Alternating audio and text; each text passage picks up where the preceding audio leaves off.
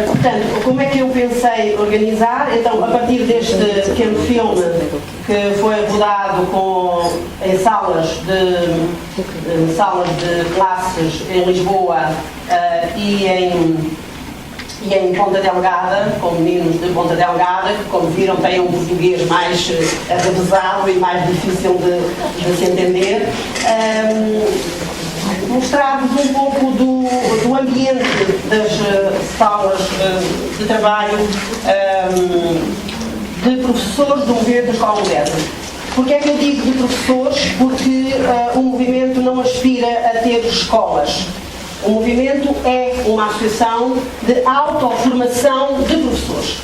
É isso que se faz nos nossos encontros mensais, bimensais, em congressos, em publicações e em encontros onde descrevemos a prática de sala de aula e falamos uns com os outros sobre o que funciona, o que não funciona, o que tentamos fazer, as coisas que trocamos, os materiais, os recursos, trabalhando em escolas do ensino público.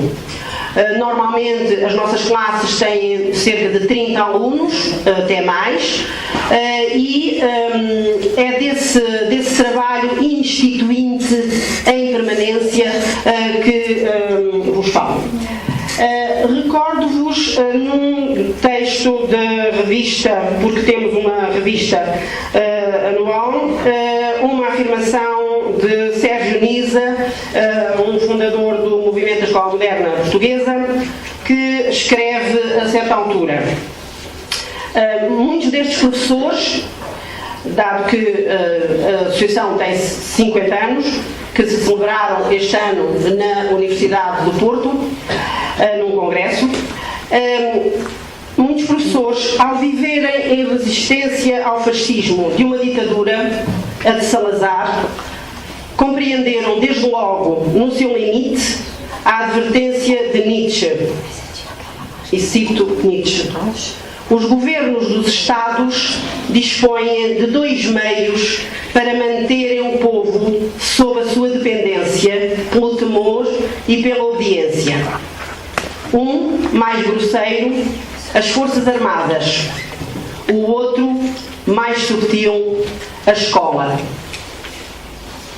Bom, sabemos bem como na escola tudo é atividade e atuação política.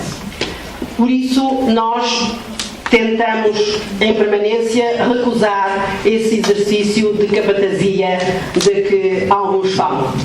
E, portanto, do que se trata é de tentar instituir nas salas de classe uma comunidade de aprendizagem.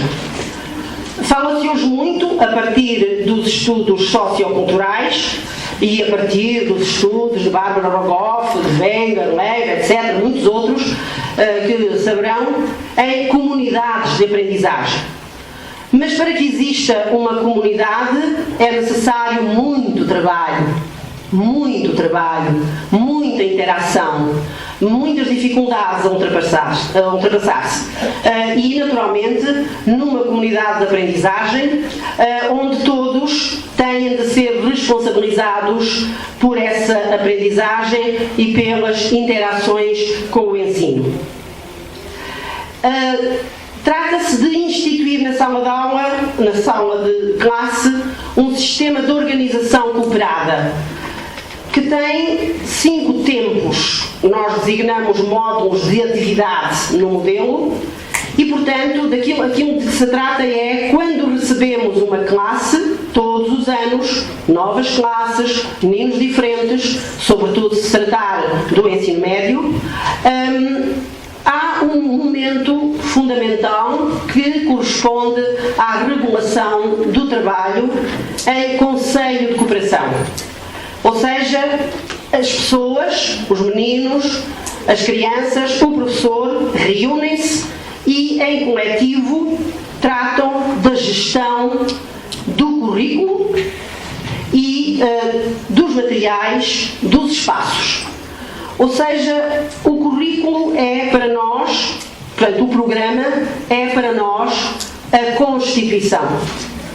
Nós, professores do Movimento da Escola Moderna, que trabalhamos ao lado de outros professores que têm outras práticas impositivas, mais ativas, mais tradicionais, seja como for, somos colocados numa escola e aí desenvolvemos o nosso trabalho com as nossas classes, temos o respeito absoluto pelo currículo e, em alguns casos, visto que ousamos trabalhar de maneira diferente, temos de cumprir mais o currículo que muitos dos nossos colegas. E isso é um dado absolutamente a respeitar.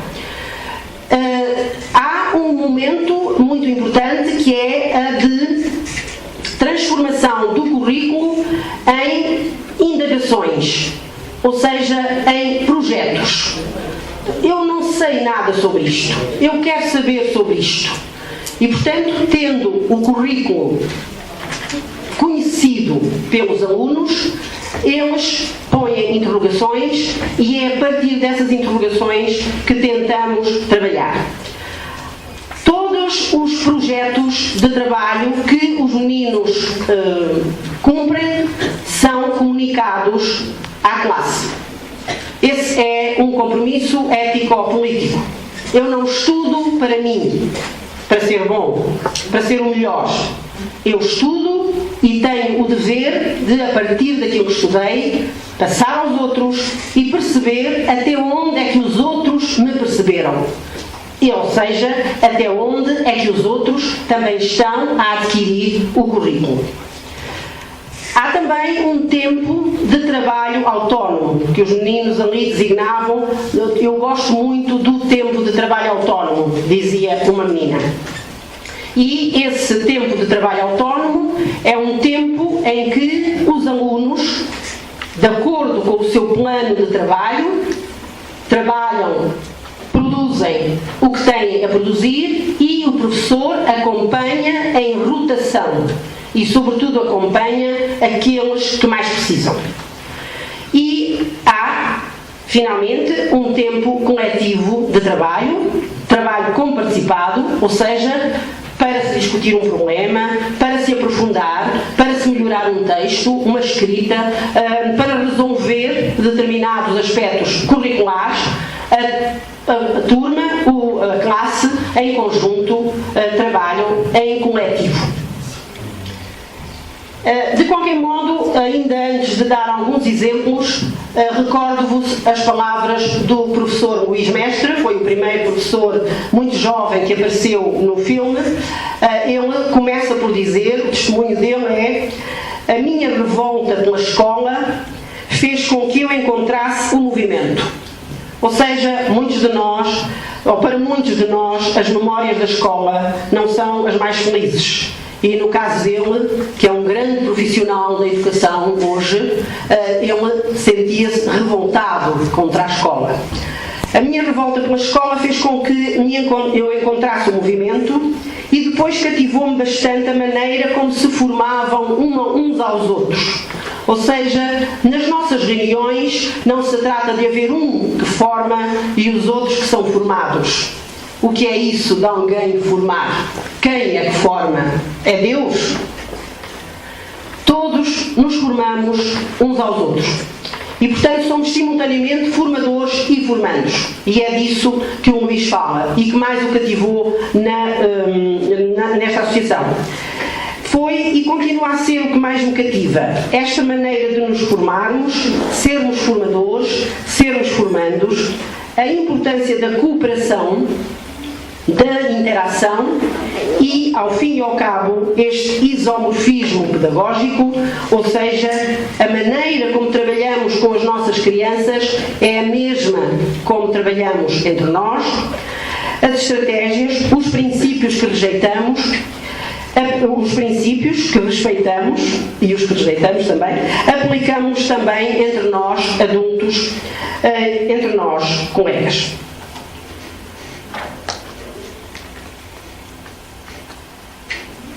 Referi-vos um aspecto da organização e da gestão cooperada das aprendizagens e um dos pontos fundamentais desde o início do ano é que os os alunos conheçam o currículo.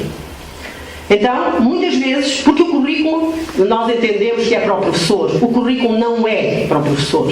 O currículo, ou seja, na sua designação etimológica, a pista de corrida é para ser percorrida pelos alunos. E, portanto, é aos alunos que cabe conhecer o currículo. É muito óbvio isto no ensino superior, mas não é com os meninos muito pequenos. Mas com os meninos muito pequenos há maneiras também de lhes passar o currículo e de se discutir sobre o currículo. Meninos, o que há para aprender é isto. E são vocês que têm de aprender, não sou eu. Somos todos nós que temos de construir este caminho ao longo do ano. Então, neste caso, um exemplo, temos do lado esquerdo, nesta tabela de duas entradas, os aspectos do currículo e os nomes dos meninos e o que têm para aprender, no caso do português, no caso da matemática, e vão dando baixa disso, ou seja, vão escrevendo a cor, se já dominam, se dominam menos, se ainda não sabem, ou seja, há uma regulação, há um controle para o professor.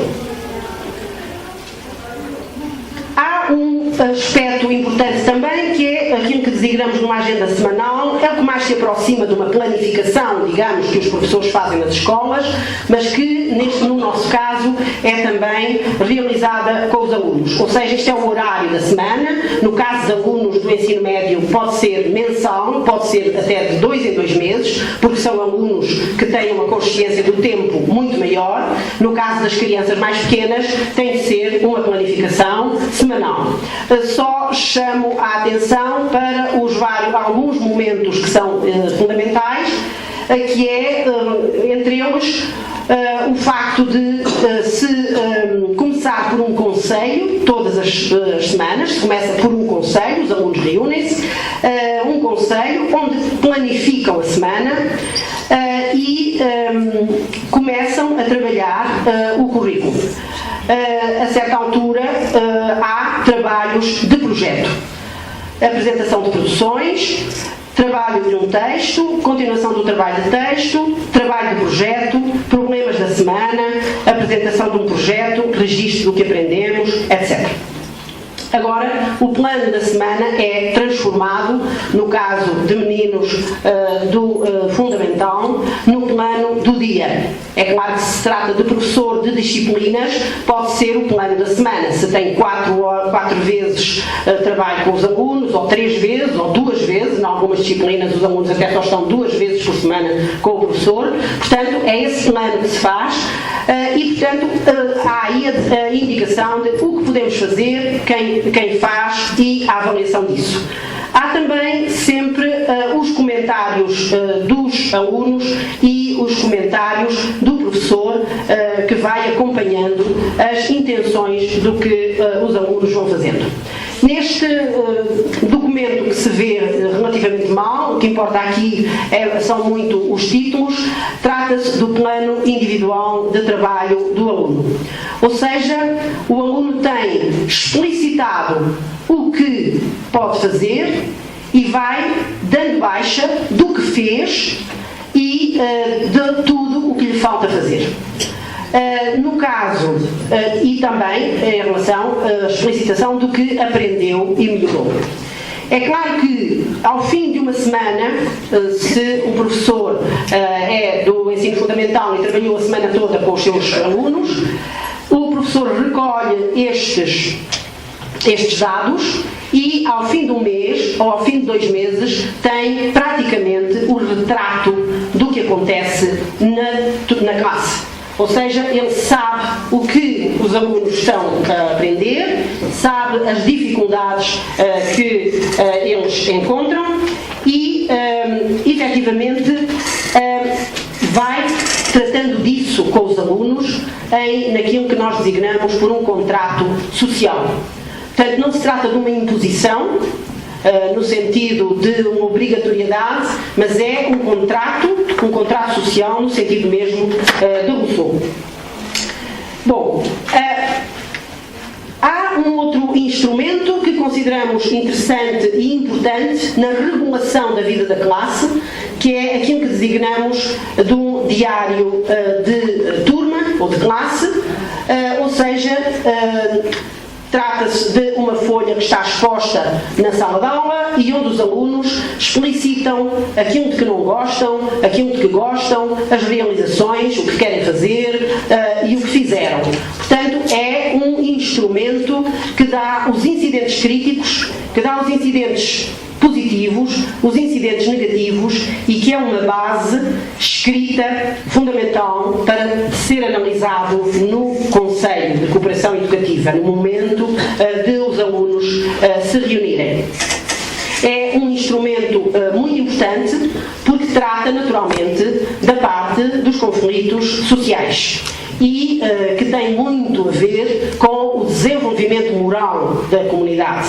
Muitas vezes aqui os meninos escrevem coisas muito elementares como o Manuel deu-me um pontapé, não gostei que o João me empurrasse, a Joaninha chamou-me nomes, ou queremos ir à Serra da Estrela, ou queremos nas realizações. Portanto, há aqui essa parte social da vida da classe que, ao ser discutida, nos revela muitas das coisas que acontecem numa classe e das quais um professor que funciona como eu estou a funcionar agora aqui para os colegas, eu com a palavra, os colegas sem a palavra, depois haverá uns minutos para os colegas terem a palavra, etc., não permitirá nada de conhecimento de uns e de outros. Portanto, este instrumento é muito importante e é importante também por um aspecto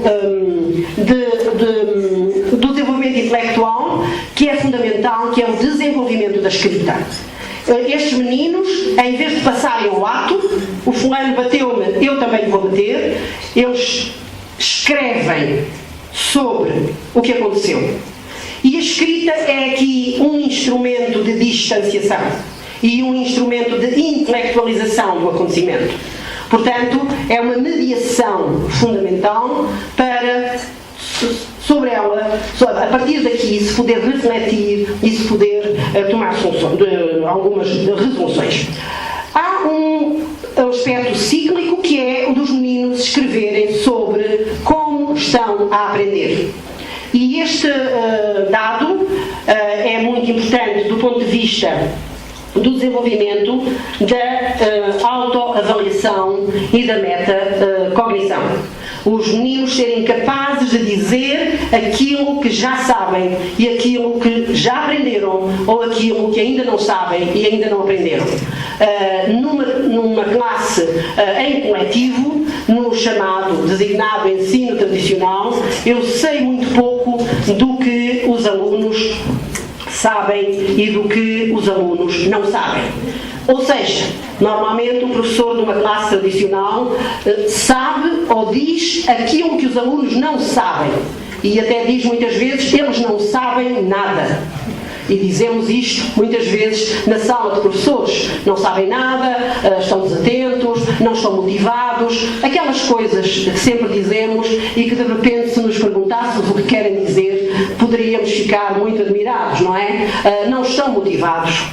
Não estão motivados.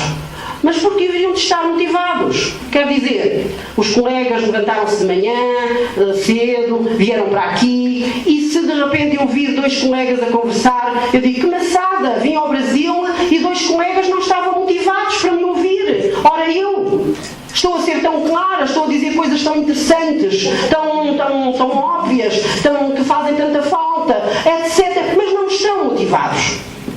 Bom, então há muitas destas coisas sobre as quais nos deveríamos interrogar e que trabalhamos com muito sentido crítico. Com muito sentido crítico. É preciso que nos ouçamos.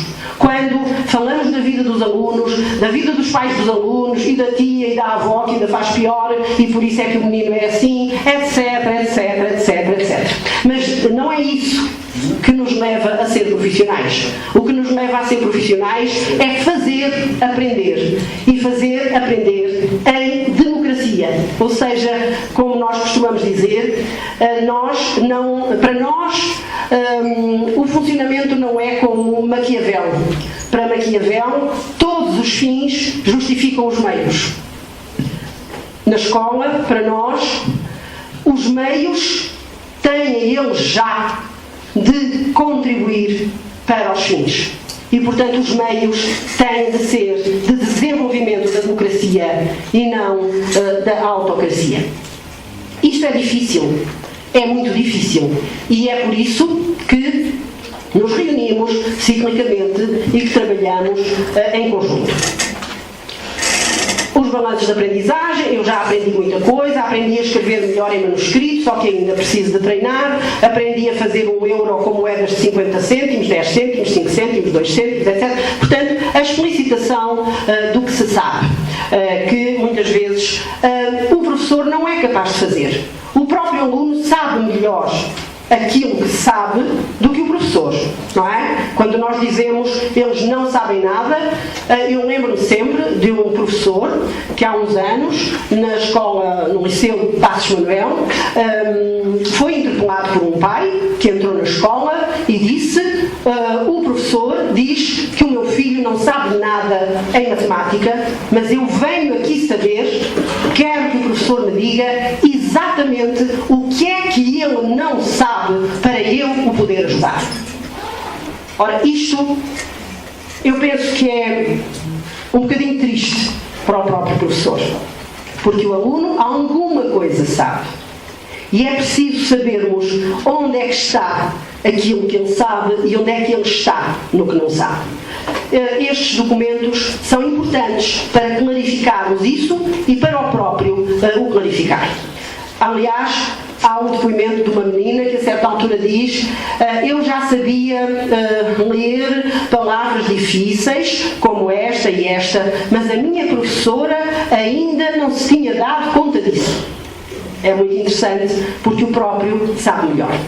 Bom, o plano individual de trabalho de que vos falei há pouco, a tal guião que o próprio aluno tem sempre consigo, também resulta de muita discussão e tem a ver com a organização da sala e visto que é uma avaliação que se faz desse plano criterial. Então os critérios levantam-se com eles, com os meninos. Cumprir as regras da sala, ou seja, critérios para trabalhar muito bem no plano individual de trabalho. Um dia o professor diz: vamos discutir quais são os critérios. Porque o menino pode dizer: eu já fiz 50 fichas, fichas são apostila, não sei bem, são exercícios, portanto são aquelas folhas de exercícios, e às vezes os meninos fazem folhas dos exercícios, se estão à vontade, 50 das que gostam mais e das que sabem mais, como é óbvio, e não daquelas em que têm mais dificuldade. E portanto é aí que o professor tem de estar permanentemente a regular e a dizer: mas tu agora vais ter de fazer mais destas porque é aqui que tens mais dificuldades.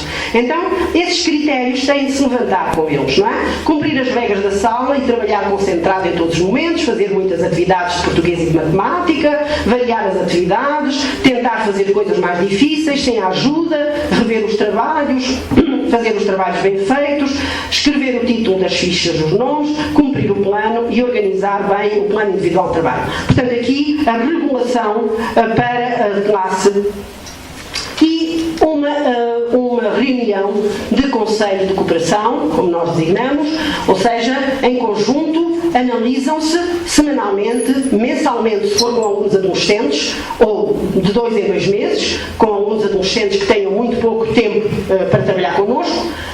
Em conjunto analisa-se o que se realizou. Trabalhar o texto, os meninos vão tomando notas. Muitas vezes é o professor quem faz uma ata, desse conselho é feita uma ata, e aqui há já uma tentativa dos meninos começarem a tomar notas do conselho para fazer a ata. Há a certa altura mesmo a indicação, compromissos, deveres, etc. Novas regras. Bom, na regulação do trabalho de socialização no Conselho, o que se faz, portanto, é a verificação das aprendizagens, a avaliação do trabalho contratualizado, a análise das ocorrências registadas no diário de turma e o planeamento do trabalho futuro. Portanto, semanalmente não se fez isto ou já se cumpriu isto, o que falta fazer. Há um ponto muito importante do trabalho, que é a regulação, que é a produção e do estudo através de projetos.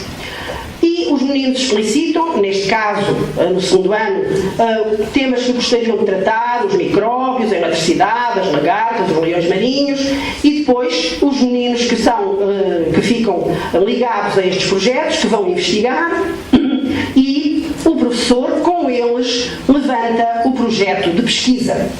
Ou seja, todos nós sabemos como a investigação é regulada. E não se trata de partir para o trabalho sem um caminho prévio. Então, é disso que se trata, ver qual é o plano do projeto. O plano do projeto assenta na pesquisa, no tratamento da informação, na organização, na preparação da comunicação, escrever um texto para o grupo, fazer uma ficha para o ficheiro dos projetos. O plano do projeto, neste caso, sobre as Marias Cafés, que são uns bichinhos, uma espécie de bichos de conta, não sei se aqui se designam assim. E então, o que é que pensamos sobre o assunto e o que é que queremos saber? Ou seja, tem de se partir do que os meninos já sabem, não é? E não daquela ideia que não sabem nada. Aliás, a certa altura diz... As Marias Cafés têm 3 partes do corpo, diz um, não é? E depois, o que é que queremos saber? Os filhos das Marias Cafés, etc, etc. O que é que elas comem? Pronto. Então, começa a indagação, a primeira fase do projeto, que é, no fundo, corresponde ao levantamento da hipótese, não é? A pesquisa da informação tem aspectos, também eles, muito determinados. Um deles é, naturalmente, a recolha da informação nos textos. Do que se trata aqui é de um menino que sublinha a informação. Estão a ver se há um texto que está sublinhado do lado esquerdo. E muitas vezes é para nós tão evidente nós dizermos aos meninos: leiam o texto e tirem de lá o essencial. E depois, quando vamos ver o essencial, não era bem o essencial, era assim uma coisa ao lado. Estou a dizer: oh menino, mas então filho, mas o essencial não é isto.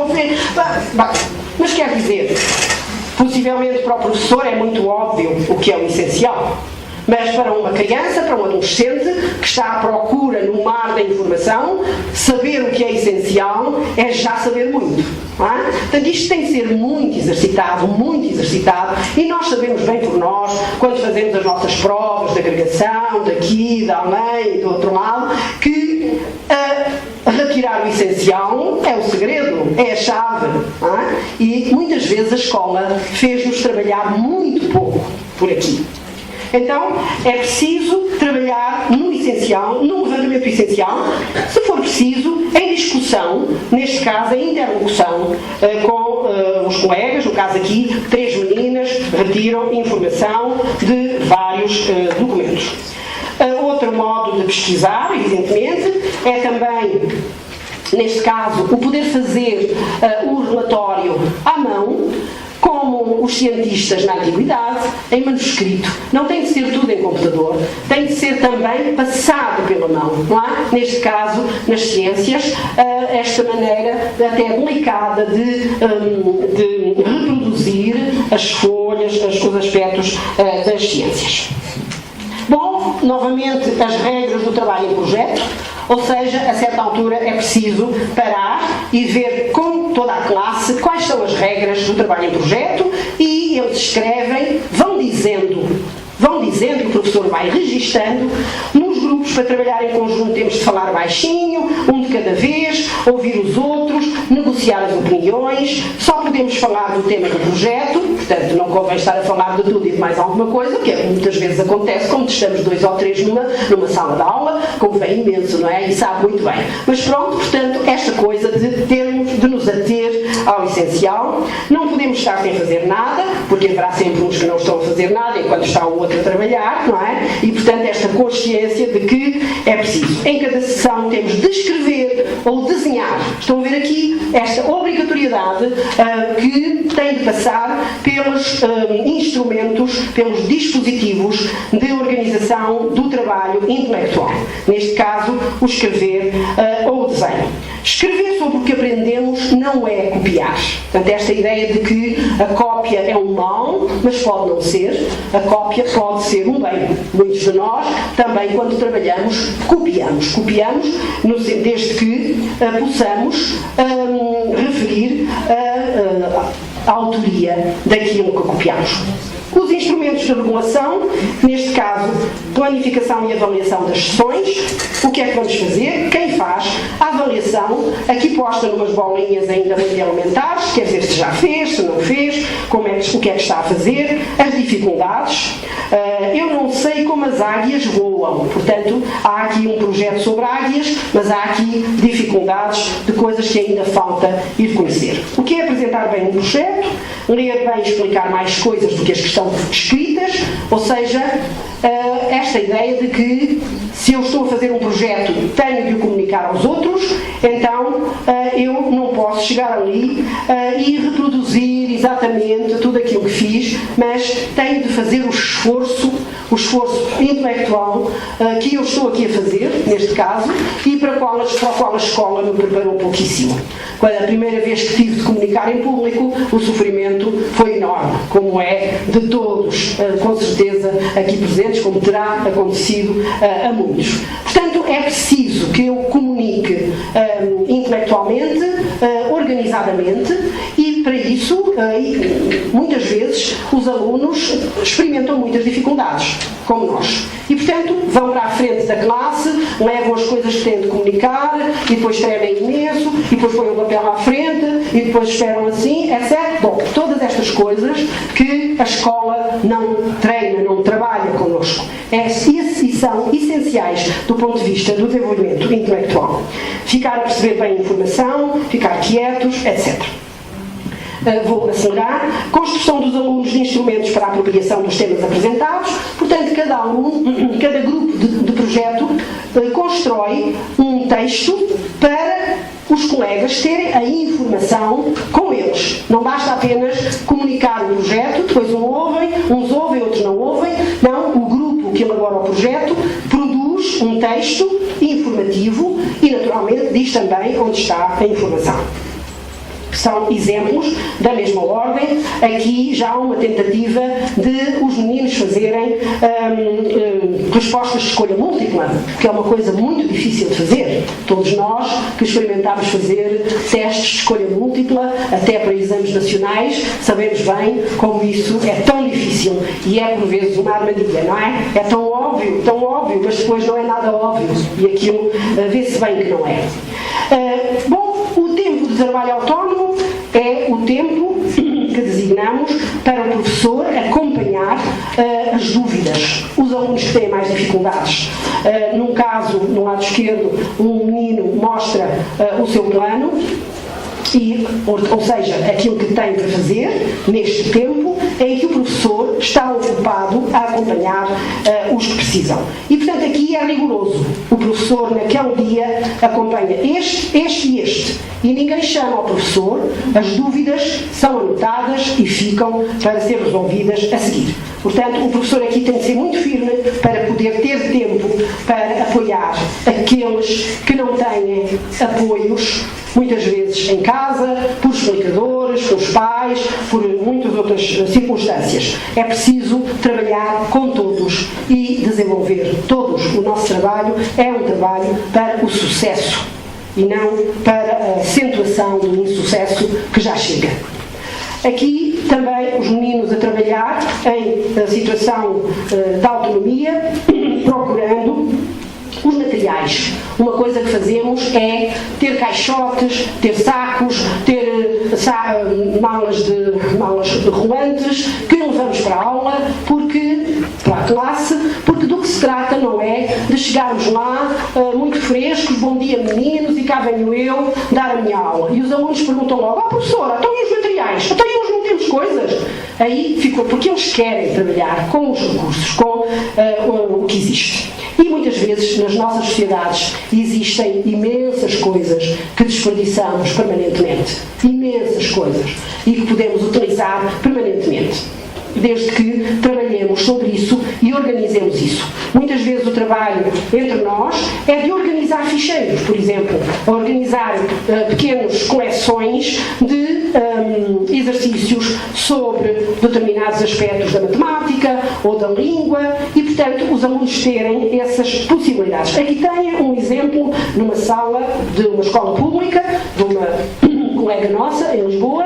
Trata-se de umas caixas de cartão, muito simples, às vezes são até caixas de sapatos, onde o professor vai pondo os exercícios que têm a ver, no caso da matemática ou da língua, e em que os alunos, logo nas folhas de registro em cima, vão escrevendo se fizeram, se não fizeram. O professor tem um mapa do trabalho, da atividade na sala de aula.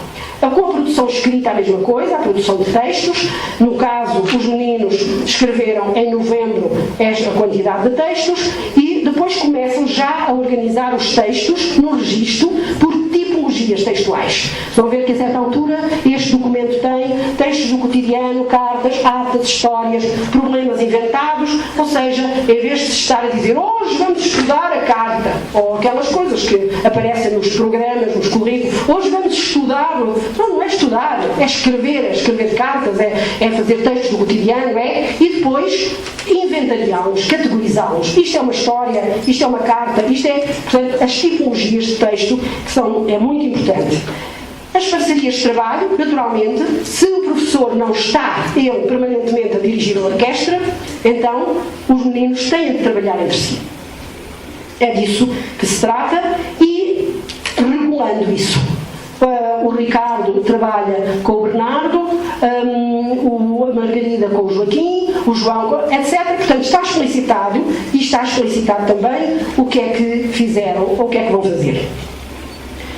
O caso de uma parceria, a produção, circuitos de comunicação, apresentação de trabalhos. Portanto, trata-se aqui de comunicar à turma, ao grupo, aquilo que se estudou. No caso, recorrendo a vários materiais. É muito importante isso. Hoje, os meninos fazem muito PowerPoints.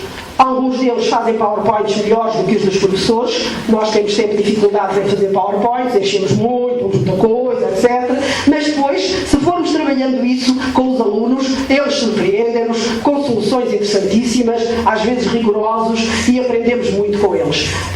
E não se trata apenas de utilizar o PowerPoint, naturalmente, mas utilizar, no caso, o retroprojetor, no caso, fazer uma experiência até perante a turma, perante o grupo, na apresentação daquilo que se estudou. E no final destes projetos, do que se trata é de haver um produto. Ou seja, não ficam as coisas assim, palavras levam ao vento, não é? A ideia é, há um produto desse projeto. Pode ser um livrinho de histórias, um livro de investigações, podem ser, no caso de alunos mais velhos, blogs, e-books, folhetos e brochuras, revistas, livros, antologias poéticas, recitais na escola, para os pais, exposições, etc., utilizando a maioria dos materiais disponíveis nas escolas. A apresentação à turma do estudo e também, naturalmente, aos pais. Em determinados momentos periódicos, os pais vão à escola e vão assistir à produção dos seus filhos. A correspondência é um instrumento muito importante também, a correspondência, ou muitas vezes agora através do e-mail, mas neste caso uma correspondência física, portanto com a carta mesmo, que está em desaparecimento. Neste caso, recebemos uma carta coletiva, o que é que vamos fazer um índice, vamos mandar outra carta, dizer o que achamos, pôr no livro e agradecer, dar opiniões, respostas, etc. E aqui temos, neste caso, o Pedro a receber a sua carta de outra escola, de outra sala, de outra classe, e a lê-la com muita atenção e uma ligação enorme à leitura e à escrita dos outros. Termino evocando algumas dimensões da cultura pedagógica do MEM, que assenta na diversidade e na cooperação. Para nós, a diversidade é uma riqueza. A diversidade exige a heterogeneidade. mas é a diversidade e a cooperação, foram estes dois aspectos que asseguraram a nossa evolução. Ao contrário do que nós pensamos que foi a competição e a lei mais forte. Sabemos cada vez mais que foi porque persiste a diversidade e a cooperação que nós também estamos aqui. E é disso que se trata, de tentarmos implementar isso com os nossos alunos. Diferenciar a aprendizagem e ensino para combater o império do modo simultâneo, do método simultâneo. Sabemos bem, um método do século XVII, que foi revolucionário no século XVII, mas que nós arrastamos ainda hoje em tantas escolas, com tanto insucesso e tanta indiferença à diferença, como muitos dizem. E ainda valorizar a heterogeneidade como um recurso, como um dispositivo para o enriquecimento, ao contrário da homogeneização, que é a pobreza. A heterogeneidade é a riqueza.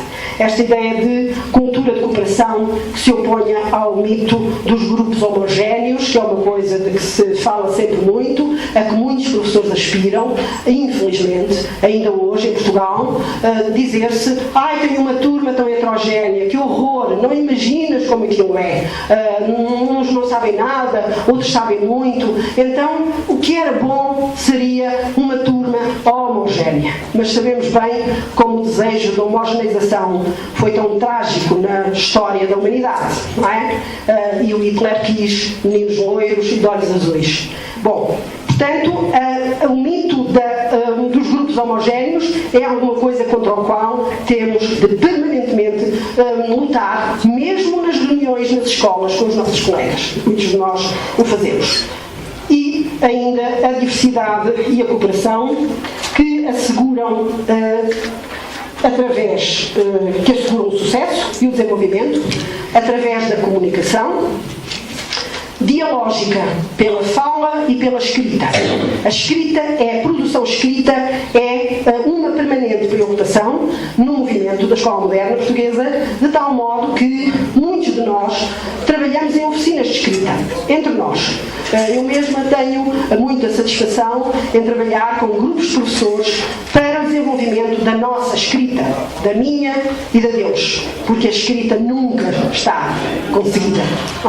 E é por vezes muito impressionante ver o medo que muitos colegas nossos têm de escrever. E, no entanto, dizemos que os nossos alunos escrevem tão mal, fazem tantos erros, e a pergunta é sempre: e eu? O que é que eu escrevo? Escrevo todos os dias? Leio todos os dias? Mas digo que eles não escrevem, que eles não leem, que eles não sabem. Portanto, a construção comparticipada do conhecimento curricular entre alunos e professores e a cooperação com e a tomada de consciência das suas regras.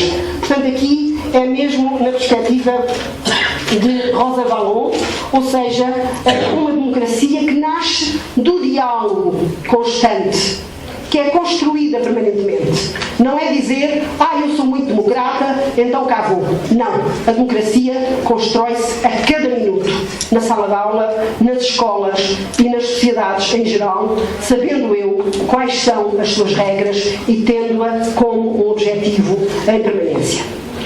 Eu termino dizendo-vos que, para nós, professores do movimento, todos os anos que recebemos turmas, que recebemos classes, está sempre tudo por fazer, eles são sempre outros, está sempre tudo para levantar, para fazermos comunidades, mas lembro-vos o vosso poeta, nosso poeta pela língua que nos une, Manuel de Barros, que diz: a maior riqueza do homem é a incompletude. Muito obrigada.